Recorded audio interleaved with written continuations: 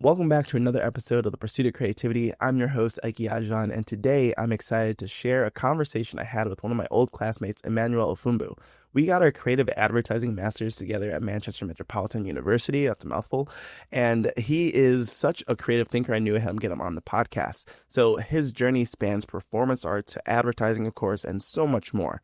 In this conversation, we deep dive into how embracing constraints can actually enhance your creativity, why authenticity is key to thriving professionally, and how to surround yourself with extraordinary people, and how that may help you actually elevate yourself and grow. He shares some really cool insights about blending personal passions with professional goals and the power of being your true self at work, and how to sort of set the stage for people that come after you. So without further ado, let's jump in.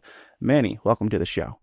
Yeah, great to be here. And I wasn't expecting the energy. To be fair, you hit that right on the notch. I was like, oh, he went straight into it. No, I love Yeah. it. But yeah, no, great. No, great to see you, man. Yeah, it's great to see you. It's been many years since we've seen each other in person. We were just talking before the podcast started that I haven't been back to Manchester since we graduated, which I need to get a trip on the books. But I'm excited to jump into that. We got our creative advertising masters together, which we'll jump into later. But before we get into that, I start every podcast with this question, kind of setting the tone.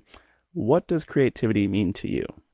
Cool. So I think like for me, um, like I guess a bit of my background, I went to uni like originally to do contemporary theatre and performance and then did a master's in marketing and creative advertising.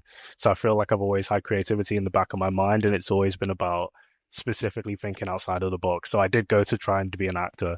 They obviously didn't get into the acting like courses that I wanted to, but ended up in contemporary theatre and performance, which was just as good. And to be fair, taught me to kind of think a bit outside of the box in all kind of cases. So whether it's kind of really easy stuff like the way you would hold your fork or like something like that, I always kind of like have an instinct to think, is there something else I could be doing here or a different way I could be thinking. So I think it's always about that and keeping kind of elastic in your thinking whenever you are trying to complete any kind of goal.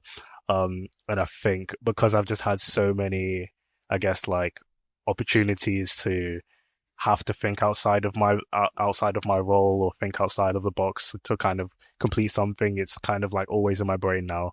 And that is kind of for me the kind of essence of creativity, like just having that almost like a superpower in your back pocket to Mm. be able to go, what's the extra thing I could probably do here? How else can I think about the kind of challenge that is kind of in front of me and how can I fix that essentially? The idea of thinking outside the box and kind of leads into something that I think you might agree with, like that creativity is like a mindset, right? Like it's something that you kind of can work on and try to solve the problem, like you just said. Yeah. Which kind of leads me to a question. You mentioned before that you're like a big fan of Rick Rubin and his book, The Creative Act, I believe is what it's called, right? Yeah.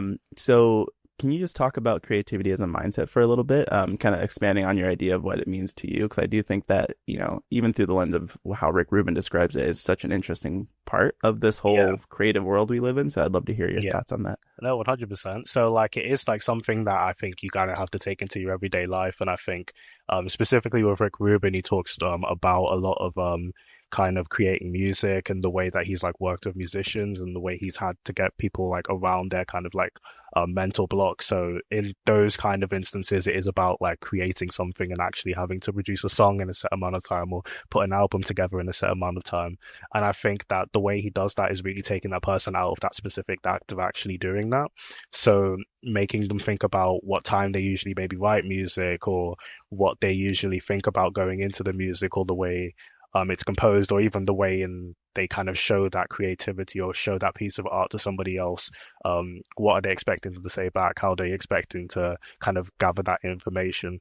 And I think it's almost about kind of retraining your mind into being more open to loads of different kind of opportunities, loads of different kind of creative ways of kind of speaking about the art that you're producing. And I think that one of my favorite quotes in it is that if there are 5 errors in something, then it's okay. But if there's 7 errors in it, then I think or it says something like if there's 7 errors in it, then it's almost done. In basically saying that like you can't really stop until you've seen every kind of aspect of your work in the good or the bad. But the more that you put it out there and the more you have things kind of like break down in front of you and the more you have adversities to your work, the better you're going to make it. And I think I kind of take that into everything because like you kind of have to be fair, but like when you are away from the specific act of doing something, I guess like creative, I'm going to use like inverted quotes because I do work in an office, I do work in affiliate account directing, and that's like specifically like marketing in a digital sense. So it's not necessarily creative, but you almost need to be agile in your thinking all the time.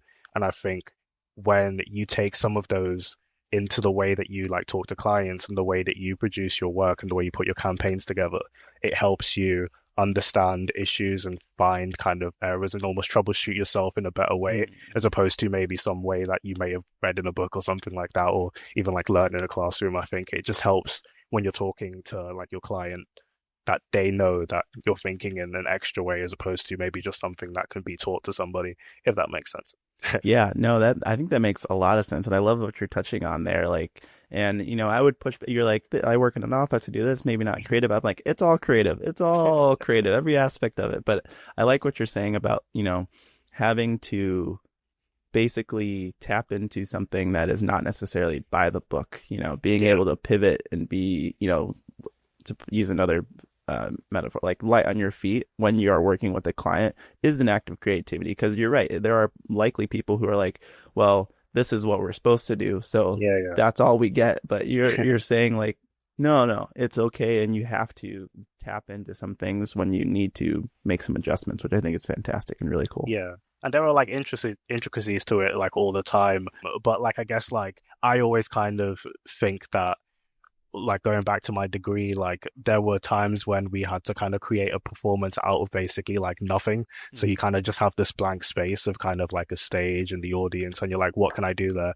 And because you go into it as an actor or wanted to be an actor, you kind of have the idea of theater or film. But like in the contemporary theater space, it could be anything. You could perform where the audience sits, or the audience could walk into the stage and then you're watching them do something, or we're Mm. turning down the lights, or we're talking backwards through what like even the act of creating that had to kind of come into fruition when you actually perform it. And I think that that is something that has completely like changed my mind on it because I just have to now almost continue to think in that way. And I also try and kind of bring it into anything I do because I don't want to lose that creativity. And I think it's just Mhm. so important for people to like have that in the world because otherwise we wouldn't have any kind of like extra mediums to really kind of understand art or kind of see different kind of aspects. And I think Rick Rubin really touches on that when he says about kind of the music that he's created. It's all come from something that people have never seen before, never heard before. And to really kind of get that out of that person, they need to kind of really think in that creative kind of way. Mhm. And that is, I guess, the reason why I really like that. I think it just helps you kind of understand the creativities everywhere in what we Mhm. see and how we act and what we do. And I think that's probably why I was so interested to get involved with like this and like talk to you about it because I was like, um, I'm always thinking about it, but like to think that everybody has it in their different kind of aspects or their different roles and stuff like that is like so interesting. Yeah, yeah, no, I love all that. And I want to back up just a little bit to tap into some of your performance stuff. A question that came to mind when you were mentioning that sometimes you have to create a performance with basically no constraints, or you just kind of have to Yeah. pull something out of thin air, which I feel like can be very difficult. But I'd love your to talk more about like how you feel about creative constraints, because I know in some aspects, or whether that's at work, that might not feel that creative, or literally creating a performance, sometimes having a box around you can be helpful because it makes you kind of zone in and do stuff versus having endless space to create. So Yeah. if you could just talk a little bit about creative constraints and how you feel about them. I feel like it's easy to kind of say that you can be more creative without a structure. In having a structure, sometimes the structure is the trial and error aspect of it, Mm-hmm. and having that kind of freedom to be able to like make wrong decisions and make right decisions and then your structure is how do I find what I really like out of it? Well, I had kind of one kind of seminar where we were creating like a one person show, and it was all about kind of how you put things together just to create this one person show, and you're not working with anybody else, and you'll have like 10 minutes, and you're like you can do basically whatever you want within the realms of obviously safety and like Yeah. anything else. So essentially it was about, you start from like what you like, and then you begin to kind of like work in the space, and then you put together kind of different pieces. I ended up with something like very weird. The act of it was like going off of what I feel, and Mm. then there was like a structure in that in terms of like I don't like the feeling of that. I'm not going to do that anymore. Or for instance, when I did mine, it was about sort of challenging myself in the realms of performance. So I was thinking, what do I not necessarily like doing? So there was almost a feeling that I was using to go, oh, I don't like doing that. So maybe I should try and do that in this performance. I like the feeling of this. This works well with this, and that as a structure. But I think in terms of like actual like creative restraints, I think they're always going to be there to a certain extent. Yeah. And I think what is kind of good about just seeing different pieces of art is knowing that people are like stretching that to a certain extent. And even when you kind of like take in something that someone else has created, you're going to have kind of a visceral reaction to it. But in that visceral reaction, you kind of understand where you sit with that piece of art, and that helps the person who's created it actually continue to kind of work. And that's why I think like critiquing your own work and having other Mm. people critique your work is always so important. But there's always pieces of music that I will listen to that I'll go, "I don't really like that." But maybe I should continue listening just for the sake Mm. of understanding the viewpoint or understanding the way that this has been put together, and then understanding myself and why I don't actually like it that much. I don't know if that answers your question, really. No, but I think that was actually, I think it answered it well.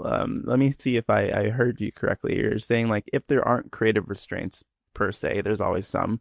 Yeah. There still are some within in a certain extent, because once you do enough introspective, kind of like what you're just saying about like you want to listen to things maybe you don't like because you want to understand what they're getting trying to do, but also how it affects you. And like once you understand that, you kind of create your own almost like set of creative restraints that you will bring forth to projects that are you're doing in the future. Does that kind of Yeah, sound right? well, 100%. If I take it to like office work now that I'm in, there are certain strategies that I would kind of like certain like stray against specifically because like they don't work in certain ways, or they're not collecting this amount of clicks or this amount of revenue, or they're not giving the hard metrics that I might need to tell back to my client to get to tell them that it's successful. There are those kind of restraints that have kind of been learned over kind of working in the industry and understanding how they work. And I think if we even then take that way of thinking and put it back to what we do on an everyday. So like you will like say like you go to the gym, I go to the gym. Sometimes things hurt more than they should. We stop doing them. Yeah. That type of like almost Yeah. thinking is Yeah. like the way like you take kind of everything into. And I think creatively we do have like those kind of reactions to things that we want to actually do, and that either stops us doing it or makes us do that certain thing more. And eventually you have a kind of restraint in the back of your head that's making you do everything in a certain way, the way you visualize your videos, what you talk about, that kind of stuff. So I think in Rick Rubin's whole philosophy, it's about almost stripping that to the point where you really kind of understand what those are in your mind, and then use that to go forward.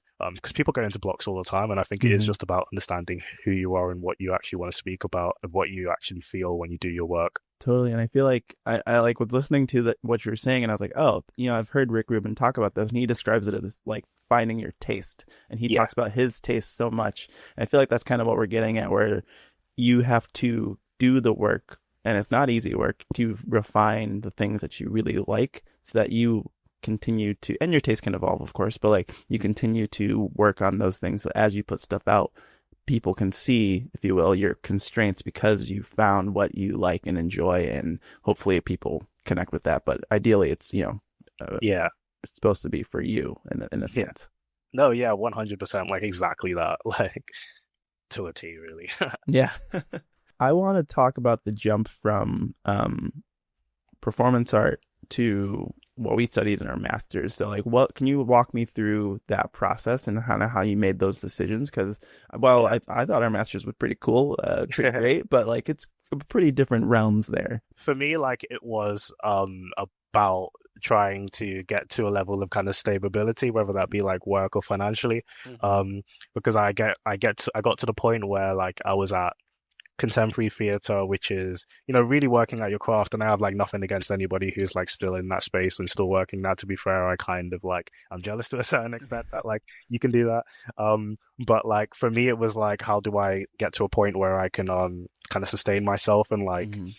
continue to still be creative, but kind of like have kind of a job Yeah. that was actually going to like pay me for the work and stuff like that. I was just kind of like scrolling kind of randomly while trying to do some stuff, and then ended up around like marketing and creative advertising. The word creative, which is kind of like really telling that I'm here now, is literally the reason why I applied. I was just like, cool, that seems like I can still be creative in it and still kind of express myself to a certain extent in the work that we do. And I think we were able to do that. To be fair, I was kind of astonished because we went to Manchester Metropolitan, which is a business kind of minded school, and we were literally in the business school of that kind of like sector, and that is kind of full of people who are kind of in a more kind of structured role, kind of learning more structured kind of seminars and stuff like that. Our like parts were more creative in terms of, you have to respond to this brief, but how are you going to do it? Mm-hmm. Like, how are you going to put this campaign together?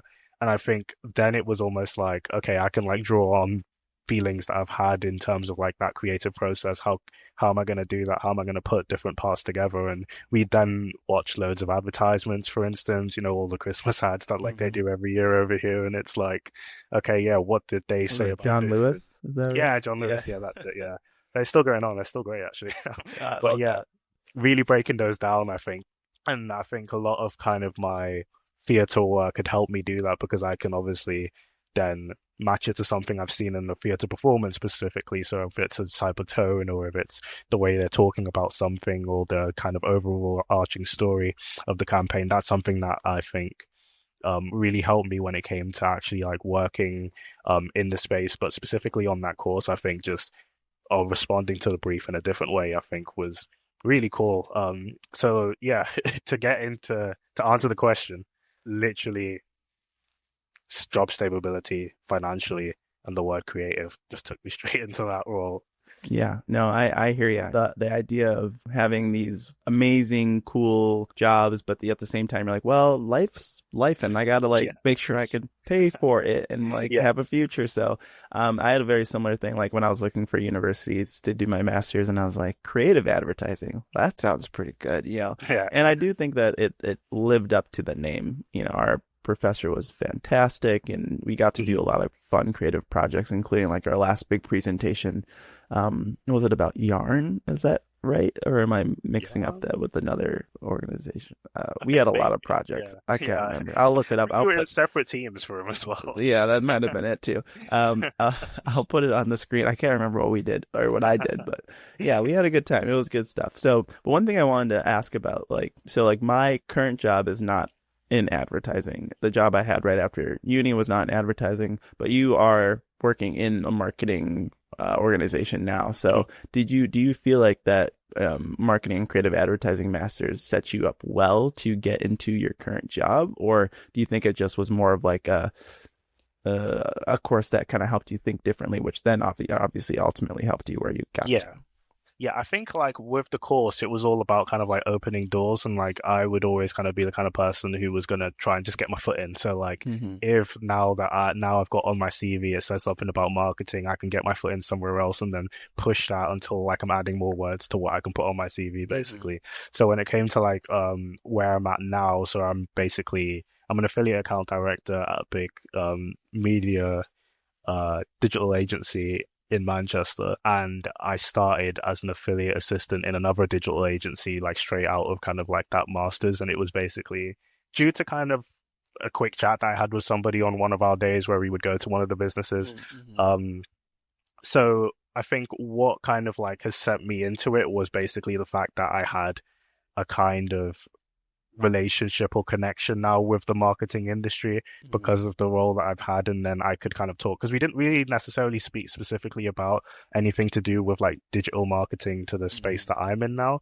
It was more about like advertising and campaigns. And I think we did have like certain like courses that were a little bit about like digital marketing, but no one ever said the word affiliate until Yeah, no. like actually got into like my role. So it was about kind of getting my foot in the door and actually having like marketing in. So it did help me in the sense of giving me that accreditation to be Mhm. able to kind of like walk into somewhere and go like I'm here to do marketing and I've done a little bit in the last year. And that was kind of like how it like got me there really. I'm curious. Maybe I should do, uh, fire up the old WhatsApp chat with all of our classmates and see how Yeah, many people landed in advertising versus yeah. other fields. But that's a conversation for another day. So, could you just give us a quick overview of your current role and all the different parts that you do? I'm currently an affiliate account director, and basically that is so an affiliate is basically anybody who kind of works with a brand or a business and basically helps them to create a desired action. So whether that be a lead or sale, that is basically what I do, and I basically facilitate the conversations and relationships that happen between that brand and the affiliate. And then I'll work with networks who basically track that activity and transaction data or anything like that. So essentially, it's kind of like relationship management Mhm. in sense of you can have 1 to 1,000 affiliates on a program. So I used to kind of like look after the Emirates program, which was like a worldwide program that was kind of like talking to people in Singapore, talking to Mhm. people in the US, talking to people in Australia, and basically facilitating the relationship between the different programs that were out there and making sure that it was basically answering the strategy that Emirates was giving me. So that kind of relationship with different types of brands, more kind of like UK based ones, Mhm. but like in the Emirates kind of example, it was a worldwide one, and it was just about what are they doing in America? For instance, you will have heard of like say like Top Cashback or like Quidco or Yep. Voucher Code. Those basically are like affiliates, and then we've also got other spheres of it where you can work with brands now. So I would kind of say partner with another brand and have them basically kind of help to create a desired action for the brand. So I did one between Audible and David Lloyd's Club, which is a really premier gym around here, and I guess Mhm. you can go to the spa and stuff during it. They would help us by taking an offer code that was created by Audible, send it around to their gyms, and then put it online as well and have social media activity on it. So that was kind of one where we were basically able to kind of control that whole conversion, control the whole relationship, report back to it. It was a really cool one actually because it ended up being on site and off site as well. So they Oh, that's had like cool. our offer code with like this book club, and there were loads of these like really like cute people like around this like offer for Audible, and it's not likely that you normally see like an offline kind of thing happen as Mhm. well. So it was really cool. But basically, that kind of relationship and looking after that is what I do now.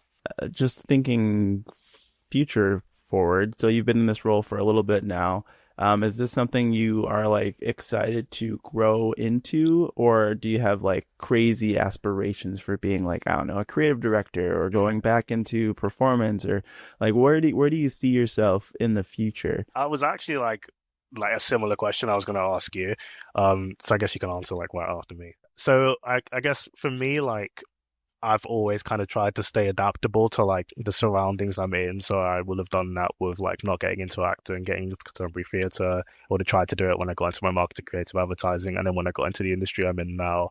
And I think I'm almost on edge sometimes in the fact that like I feel like I understand it now and I want to Mm, get to the next step of it, whether that be specifically looking at partnerships or specifically or changing who I'm working with or working with a specific brand.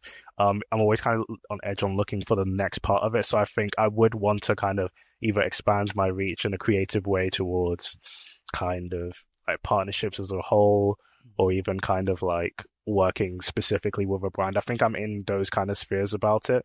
But I always get the question about like whether I want to carry on doing something creative. And I think I kind of do. But in terms of the itch that comes from, I guess, performance and actually creating something from nothing, I mhm. think those are more things that I want to do, not for money, if that makes sense. I Mm. want to kind of have a real kind of want to do it. Like I'm in the process of writing at the moment, just for the sake Ah. of kind of like putting together stories that have always been in my head, and I didn't really like realize I wanted to put out until I really thought about it. So I was like, let me just start doing that. Nice. Outside of like anything that is going to be like even shown to anybody at this point, to be fair, apart from me talking Mm. about it now. But Yeah, yeah. but like it's just like more of like fun, and I'm like, oh, how do I do more of that with what that itch that I have creatively, and maybe I kind of let my job be a job in that sense. Yep. Doesn't Um, have to be everything. yeah, yeah, So for me, and this is something people keep asking me, I'm sure similar to you. People just are mhm, curious about what you want to do in the future, right? So my current job, it's the first job that I feel like is like properly set in like a very creative space. Like my first job after our master's was much more traditional marketing, writing a lot of blogs, doing some analytics, things like that. In my current job, there's a lot of video creation in it, editing, finding people to be a part of the things that we're doing. And when people ask me now, they're like, what do you want to do? And I'm like, I don't know, but I do know that I really want to keep being involved with extraordinary people. So at my current job, I do a lot of work with different speakers and things like that. And whether that's casting them for a video series we're working on or like helping them get to like a speaking event in some way, shape, or form, like I found that I enjoy the most working with people in that way. So I yeah. think whatever the future it looks like, as long as I get to work with brilliant people, people smarter than me, like I'm happy. Like that's one of the reasons I love this That's great. podcast, like Yeah. personally, because I get to talk to amazing people like you. Uh, oh, So I just that's yeah, great. I guess I just want to surround myself with cool people. Like that's my goal for the future. You are cool. You are Oh, cool. well, You are I cool. appreciate that. I appreciate that. I actually had a question about creative outlets, and you kind of tapped into it a little bit when you were talking Mhm. about the writing that Yeah. you're currently starting to do. And I was going to ask, like, do you still perform or do stuff like that? But I'd love to Mhm. hear how you feel about creative outlets, your creative outlets. If you do anything other than writing, I'd love Mhm. to talk about that. Yeah, I think it is like super important. Like, I think in any kind of person or individual, even if you don't consider yourself a creative person, I think, yeah, it's definitely important to kind of have that little bit of an outlet. It sits aside your job, but then it also lets you kind of, I guess, even kind of understand yourself a bit more. Mm-hmm. Like I've always kind of been a creative person. I think my job that I thought I was gonna have now when I was like way younger was like a cartoonist or something, because I used to just draw all the time. And I think in the pursuit of wanting to become an actor and stuff, I kind of like still had an idea of creation in my mind, but I didn't kind of set it on anything that was kind of tangible.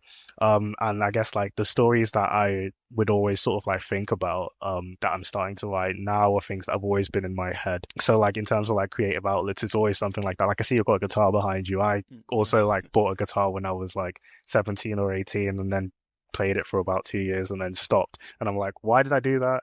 And it's like, it's like, why don't people put together like that specific time to just try something new? And I think it Mm-hmm. comes from all that Rick Rubin kind of thinking that it's like, I don't need to be good at it right now. I just need to, I guess, sharpen the axe. Like, I think there was like a quote that I read the other day that was like, if you have 8 hours to cut down a tree, you spend six sharpening the axe, which Yep. is basically just, just work at your craft, like just work at like what you're going to do, and you'll get to the end point like faster, but just to enjoy that part.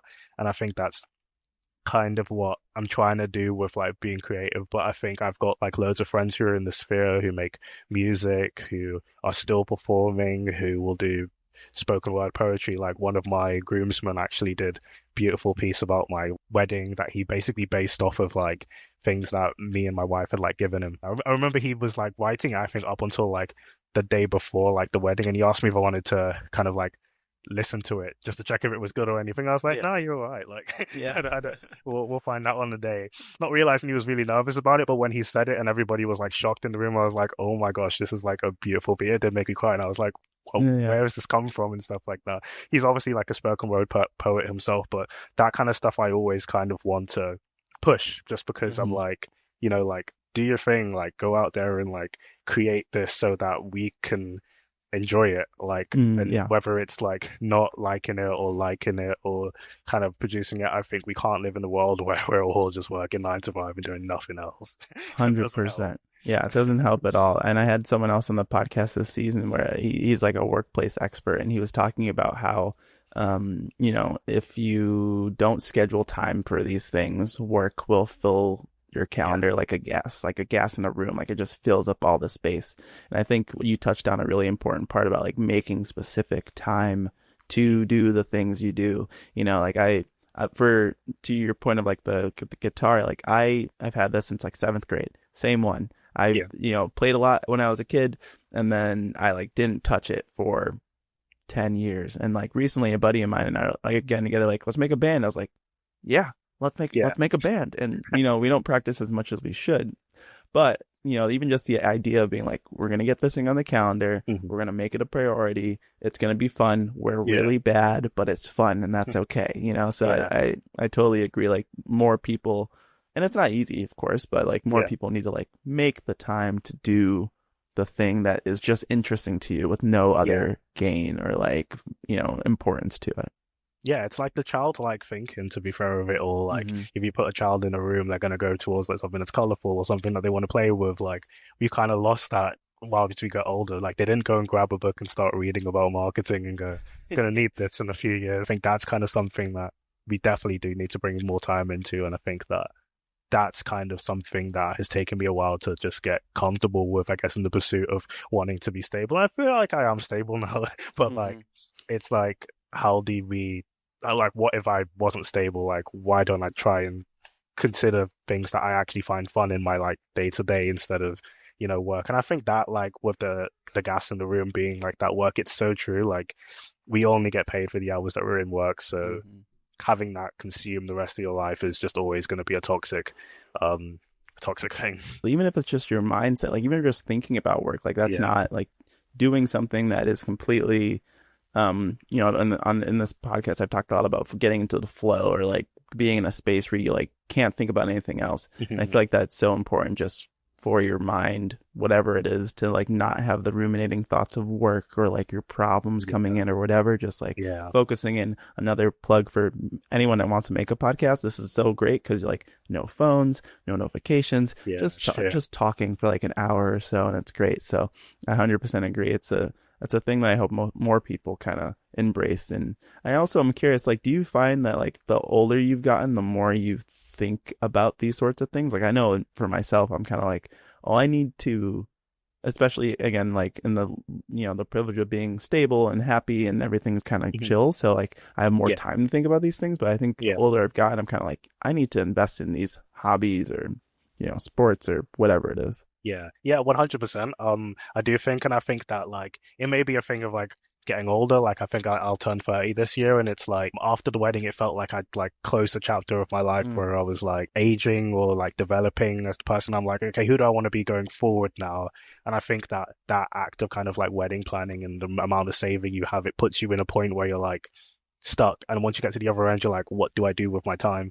And I Mm. think that that thought kind of almost bounced into my actual life and I guess turning 30 or I guess like moving on with the rest of my life, whether it's like building a family and stuff, what do I want to now do kind of going forward and what do I actually like find fun outside of like saving and like all that stuff. So Yeah. so it's like yeah, I think it is like something to do with like the age and I guess maybe like the pillars of like Mm. life that you kind of go through. Like what is the next step of it and what do I find fun or actually want to do? Yeah, yeah, a lot of milestones. So congrats on all Yeah, those that's it. things. Very exciting. Yeah, I'm no, excited for you, man. I'm looking forward to it. oh, thank you, thank you. Yes, yes. Um, Whatever it is, it's going to be an event. yeah, oh yeah, we've got plans. Yeah. It's gonna be a very creative wedding. Not Oh, to wicked. plug the podcast and the wedding together, but maybe we'll do an episode. I don't know. We'll have a recording booth. I'll brainstorm with the future misses. Speaking of podcasts, I'm just out of curiosity. I saw on your LinkedIn that you were on a podcast 6 months ago. It was related to, if I remember correctly, allyship. Yeah. Is that something you're interested in, or were you just kind of asked to be? I guess obviously you're on this Yeah. podcast right now, which is like super dope. But I was curious if that was something that you're like, oh, I want to get more into this, or if that was like Yeah. you just having an opportunity. Yeah, so it was kind of a bit of both, but then a bit of kind of like a personal kind of thing with me obviously like being in the workplace for so long and seeing like loads of things kind of change in terms of policy or people come into the space as new people. I think that what happened was I like had gone into a bit of like a work fatigue in terms of like my work and life, and I was in a space where I wasn't really like thinking about it or thinking about my emotions in like the right way. And then I ended up kind of like going to a bit what was like a panel basically about Mhm. allyship. They basically like spoke about being a bit more comfortable with those emotions in the workplace, outside of the workplace, as a man, all of those kind of aspects of it, which kind of just like put me down the kind of rabbit hole of it. And I think what I realized is that I've been working kind of in an office space for about 6 years now, and there's things that have changed, obviously, but there's still work that can be done. And I Mhm. think with the kind of privilege of having been in here for about 6 years, it's like, what can I now do to change the space that I'm in and make it better for the next person coming in, Mhm. whether that be from a race standpoint or whether that be from a gender equality standpoint. I did an allyship course which basically just looked at all the aspects of that, going down to like neurodivergency and even kind of like LGBTQ. And it's like, what can we now do to kind of get more people thinking about this in the workplace? But then also just embrace people to get into the space. I think as an ally, it's about kind of like bringing more people on and recruiting other allies. And I think that is kind of the main point of it. So that I got really interested in, and I think I've just been in the space ever since, really. And I Mhm. think at the beginning it was just about learning. I'm obviously still kind of learning, but it's Mhm. now like an advocating. I did like basically like a panel last week, Oh, specifically nice. about kind of like allyship and stuff like that. We were also kind of like going to get our nails painted to kind of like talk a bit about my masculinity in the space as well in a few weeks. So it's about like what can you do with the little times you have. And I'm trying to be more intentional about Mhm. what I believe in and what that looks Mm. like to an outside person. So that's kind of the stuff that I'm kind of like, it came upon me and then I was interested in it. And now it's just like around me all the time. So Yeah. it's like, I just like to kind of like follow it through. No, I love that. And obviously, such important conversations and things to be like Mhm. thinking about and engaging with, especially right now. Obviously, the UK and the US are a little bit different, but I Yeah. think the whole world's feeling some things Oh, currently. yeah, So, 100%. yeah, so I love that you're doing all that. And I just want to point out the thing that you mentioned, like you were interested and then you followed it. And I feel like that in and of itself is something maybe more people should just do. Just like Yeah. go down those rabbit holes and like find and explore the things that you're interested in, especially when they're genuinely really good things. Yeah. So yeah, I just wanted to give a shout out to you. That's really, really awesome. Oh, no, thank you.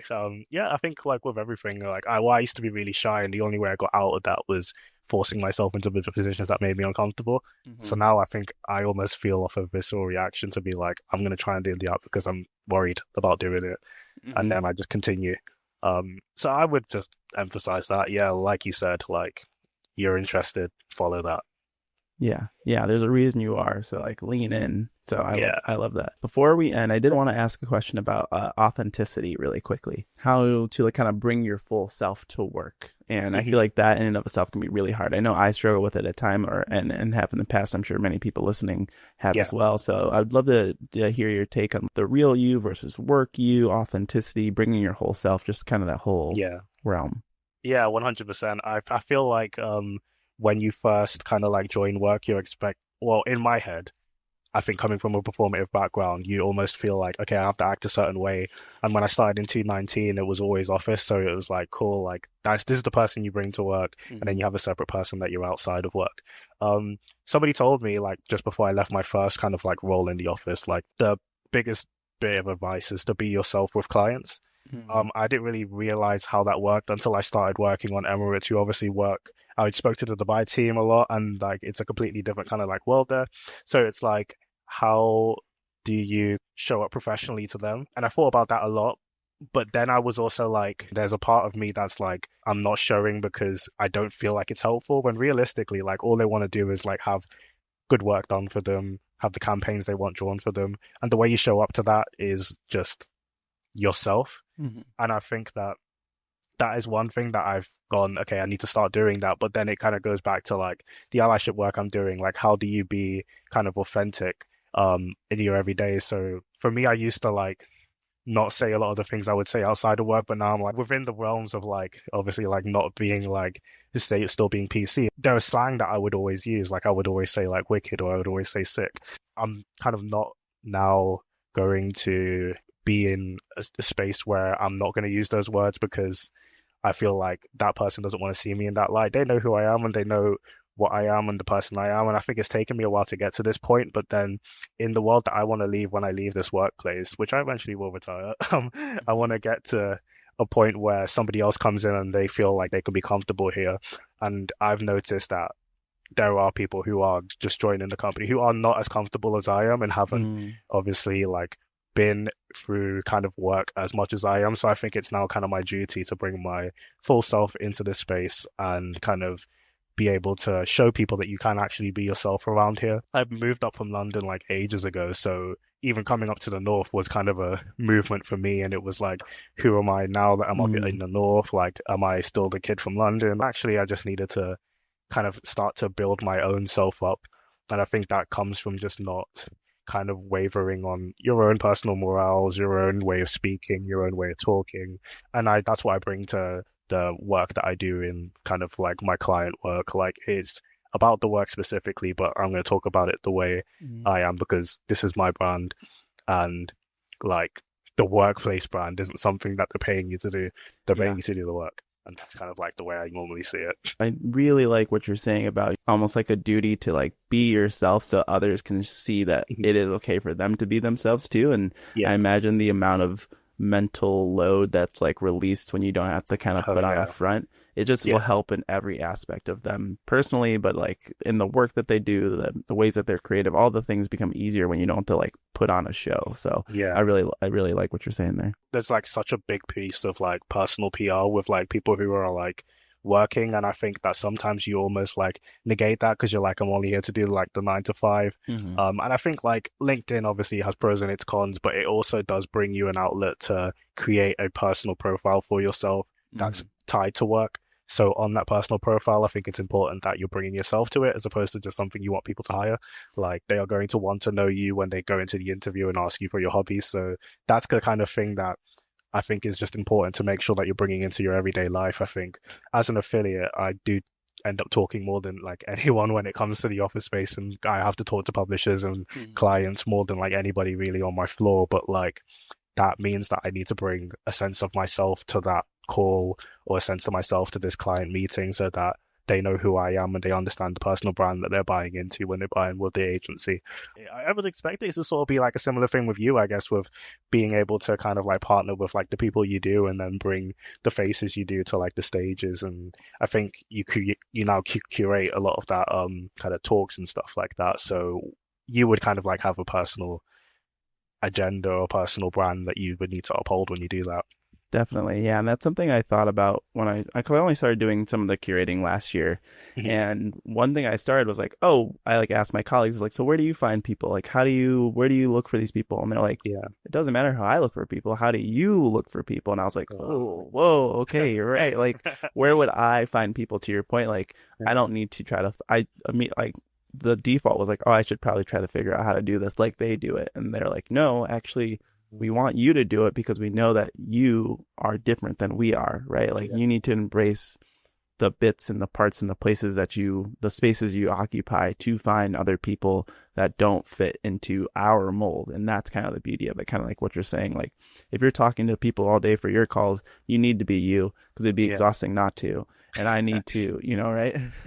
And I need to like embrace the places where I am spending time in the digital world, if you will, to find the people to bring a different perspective that aligns with how I'm doing things. So 100% So agree. true. It is important to be yourself, which again, simple advice, but harder in practice, Yeah, definitely harder to practice. One thing we do at the end of each podcast, I love that for this podcast to be actionable and hopefully, and really informative. And I think our conversation so far will hopefully inspire a lot of people.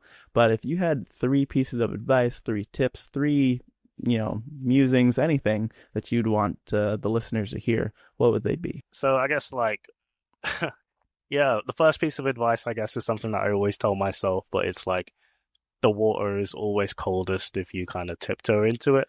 Ooh. Which is kind of like my kind of thing to like jump in, just like throw yourself into like things that you're kind of like worried about or maybe scared of because you will eventually get comfortable that. this is a kind of like weird like one that I kind of just like have never heard anybody else say, but like I kind of like tell myself sometimes it's kind of compartmentalize the fear in that like Mm-hmm. there's they'll like you'll have like for instance, if you're talking in front of a lot of people, there is going to be a natural fear about that. Um, put that to the side and see how you actually feel about it, and maybe you might like enjoy that. And the last one, I guess, really easy, but kind of just like try and be happy about like where you are at the point. I Mm. think that we do kind of take a lot of things for granted, and I think if we're able to still kind of like walk and stand and have a roof over our head and be able to speak, I think we should be happy and take that with like privilege and kind of work forward with it and try and kind of like help out, the person next to us really. Um One extra one actually that I just realized that Ooh, I don't always bonus. say a Bonus. lot. Love it. Love it. A quick bonus one, but I think what we have trouble with as a society really is kind of like seeing other people's problems as their own and not our Mm. problems. I think if we do that and take on those issues ourselves and try and fix it, we will get to a place where we are all um, living more harmoniously. And I think that that's something that that's one of the main reasons why I'm into kind of like an allyship kind of like place is that I want to be the person kind of like speaking up for these people. I always say like I don't necessarily need to see people on those higher ups and leaders that look like me. I just need to know that they can speak for me. And Mm. I kind of want to be that person for anybody who's under me. And I think we can all do that. We just have to try a bit more in terms of kind of taking people's problems on and knowing that we can have a place in helping that. I love that. Those three and the bonus, those are fantastic pieces of advice. Honestly, thank you so much for joining me. Yeah, This has been thank you, such a man. fun conversation. We need to catch up more because this was, Yeah, electrifying. Brings definitely. me back to our uni days. Oh Um, man, yeah. So but old now, aren't we? yeah, we are. Yeah, we're like adults or whatever now. So, Manny, thank you so much for joining me. This has been an awesome Thank you. call. I No, appreciate it's it. been a pleasure. Thank you so much for joining me for yet another episode of The Pursuit of Creativity. If you enjoyed this conversation, if you got something from it, be sure to leave a like, a comment, a review, a rating, share it with a friend. Any interaction is incredibly helpful and I would really appreciate it. For more updates, be sure to subscribe to my Substack newsletter. It's called Small Steps. You'll get a weekly dose of intentional conversation about bettering and improving ourselves and our community. All these things will be linked in the show notes, of course. So once again, my name is Ikey Ajavon. I appreciate you so much. Thank you for being here. And as usual, stay optimistic. Better days are coming.